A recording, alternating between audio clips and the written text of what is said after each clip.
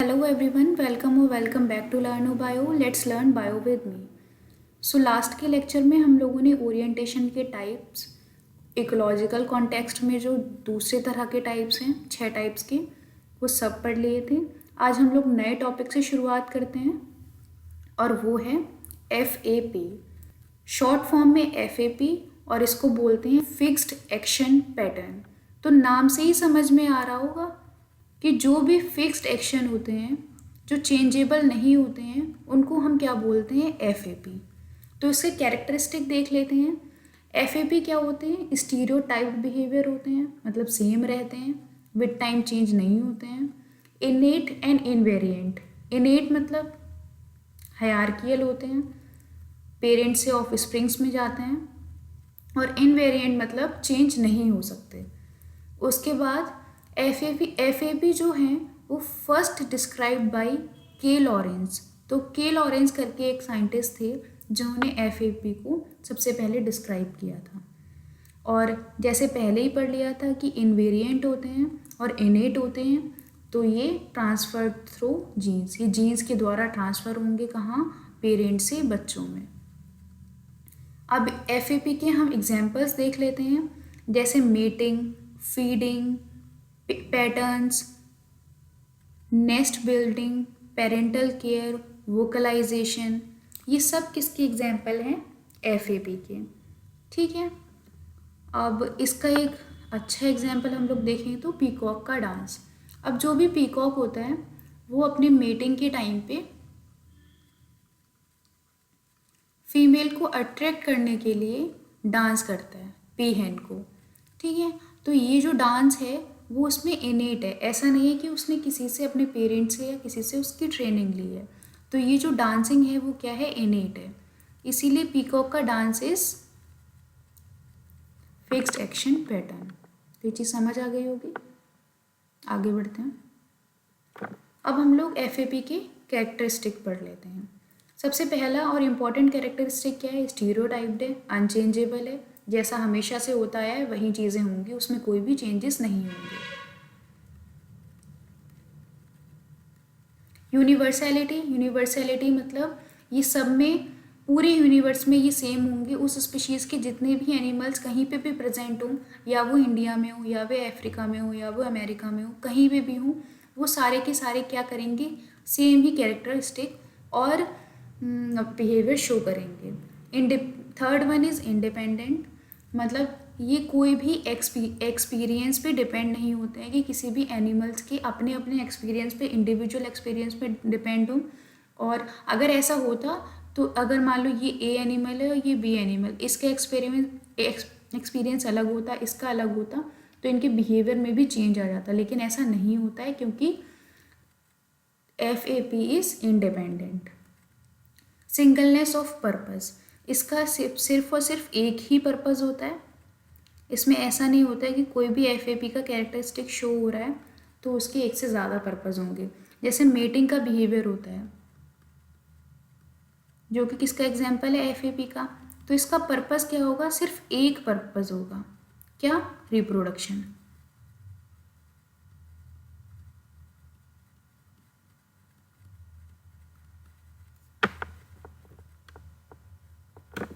अब हम लोग देखते हैं हैबिचुएशन क्या है। तो हैबिचुएशन को समझने के लिए आप सबसे पहले ये लाइन पढ़ना सीखिए कि learning what not to do. हमेशा हर कोई हमें ये सिखाता है कि व्हाट टू डू, हमें क्या चीज़ करनी चाहिए। ठीक है, बचपन से हम लोग पढ़ते आए हैं कि हमें सुबह जल्दी उठना चाहिए, फिर ब्रश करना चाहिए, नहाना चाहिए, टाइम से स्कूल जाना चाहिए। ये तो हर कोई सिखाता है। लेकिन हैबिचुएशन क्या है? उस चीज़ को सीखना कि व्हाट नॉट टू डू।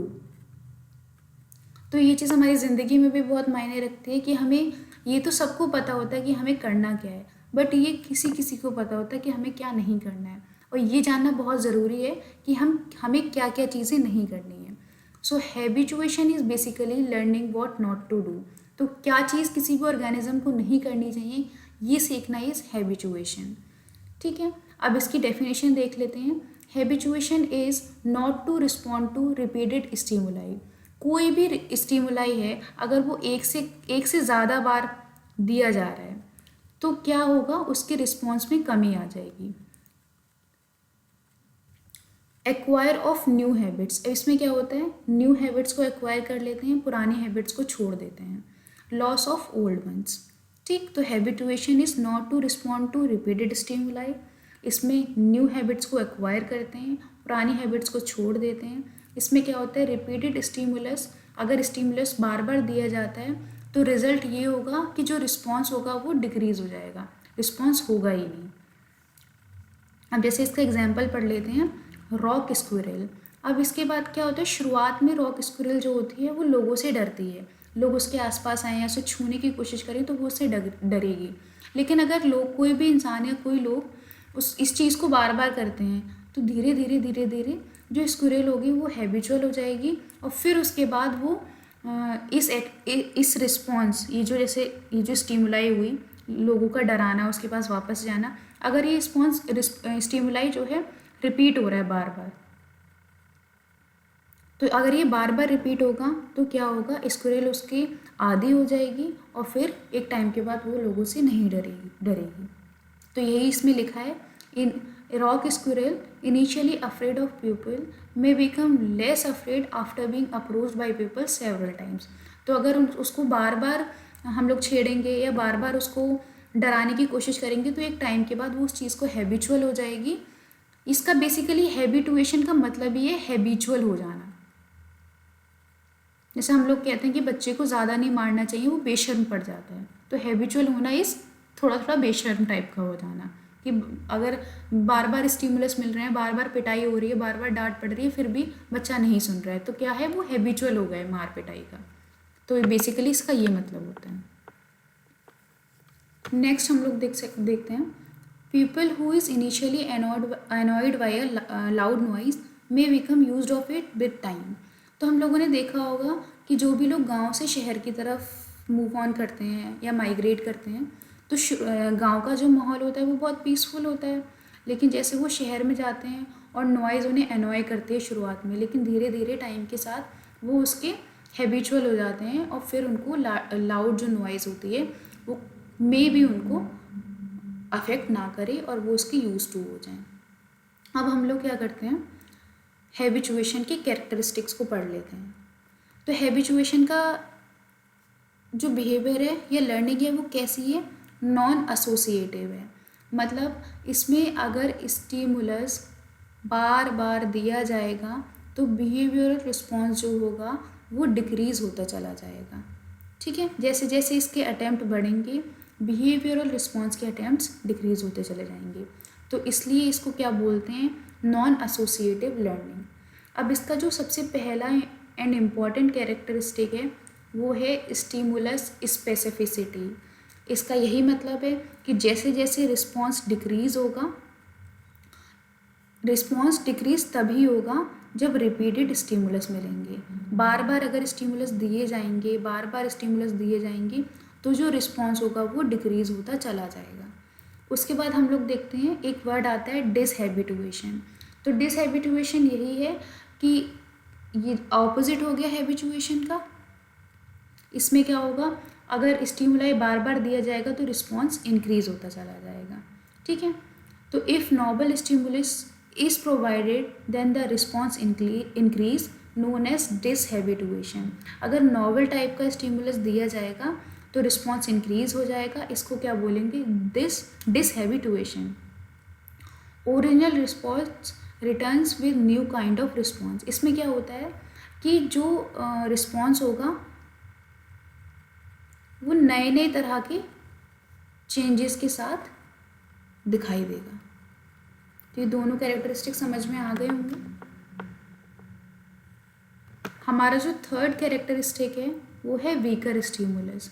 तो जितना ज़्यादा वीक स्टिमुलस होगा, स्ट्रॉन्ग स्टिमुलस का मतलब स्टिमुलस को बार बार दिया जा रहा है, ठीक है, एक से ज़्यादा बार स्टिमुलस प्रोवाइड किया जा रहा है, तो इस वहाँ पे रिस्पॉन्स कैसा हो जाएगा, कम हो जाएगा। लेकिन अगर बहुत वीक और बहुत कम अटेम्प्ट्स में अगर स्टिमुलस दिया जाएगा तो हैबिटुएशन क्या होगा, रैपिडली होगा। ठीक है, अब उसके बाद देखते हैं रैपिड फ्रीक्वेंसी। रैपिड फ्रीक्वेंसी में क्या होगा, rate of habituation positively correlated with exposure of stimulus. इसमें क्या होता है, अगर स्टिमुलस जितना ज़्यादा एक्सपोजिव होगा, जितना ज़्यादा दिखाई देगा, उतना ही ज़्यादा हैबिचुएशन बढ़ेगा। उसके बाद जो फिफ्थ कैरेक्टरिस्टिक है वो है सेंसिटाइजेशन। इसमें क्या होगा कि ये भी डिसहैबिचुएशन की तरह अपोजिट है। उस हैबिचुएशन क्या है, स्टिमुलस के लिए बिल्कुल भी नॉन सेंसिटिव है, लेकिन सेंसिटाइजेशन में क्या हो जाता है, ये बहुत ज़्यादा सेंसिटिव हो जाता है स्टिमुलस के लिए। इसलिए स्टिमुलस जैसे ही स्टिमुलस मिलेगा रिस्पॉन्स तुरंत आ जाएगा। इसका एग्जाम्पल जो है वो क्या है, एप्लाइजिया में दिखाई देता है ये। उसके बाद हमारा जो नेक्स्ट टॉपिक है वो है इंस्टिंक्ट्स। अब इंस्टिंक्ट क्या होते हैं, adaptive response to a environmental stimulus carried out by the nervous system as a result of genetics. अब इसमें क्या होता है, ये एडेप्टिव रिस्पॉन्स होते हैं। एडेप्टिव वर्ड से समझ में आ रहे हैं कि सीखे हुए रिस्पॉन्स हैं।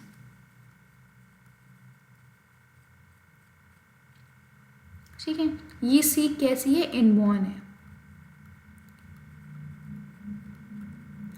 कि इन्वायरमेंट स्टिमुलस से जो भी चेंजेस उनमें आ रहे हैं वो किससे कैरीड आउट हो रहे हैं, नर्वस सिस्टम से। ठीक है, तो ये इनमें ऑलरेडी प्रेजेंट है और ये किसका रिजल्ट है, जेनेटिक्स का। तो ये कैसा है,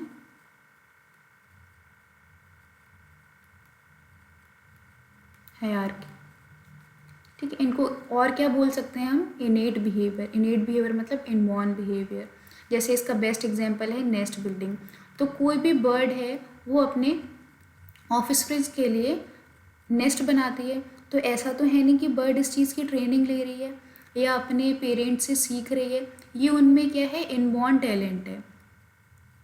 तो जब वो मेटिंग के या रिप्रोडक्शन के टाइम के नज़दीक आते हैं वो नेस्ट बिल्ड करना अपना शुरू कर देते हैं।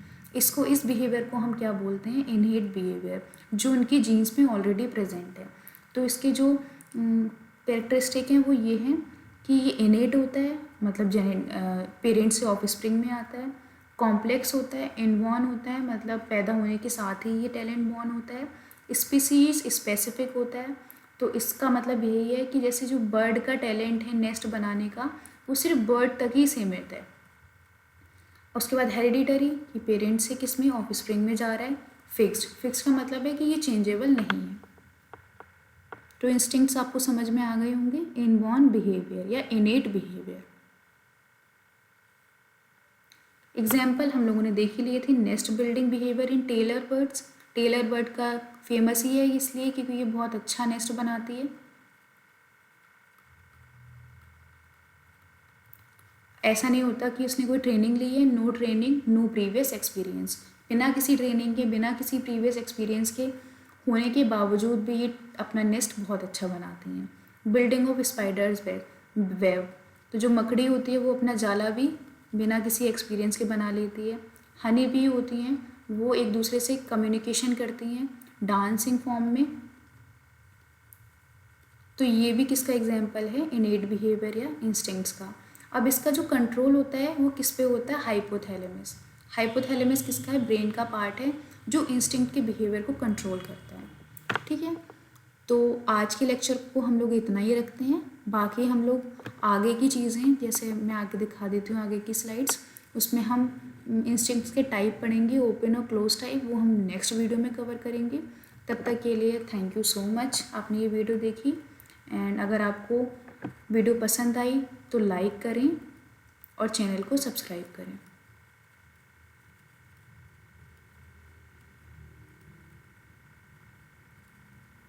Thank you.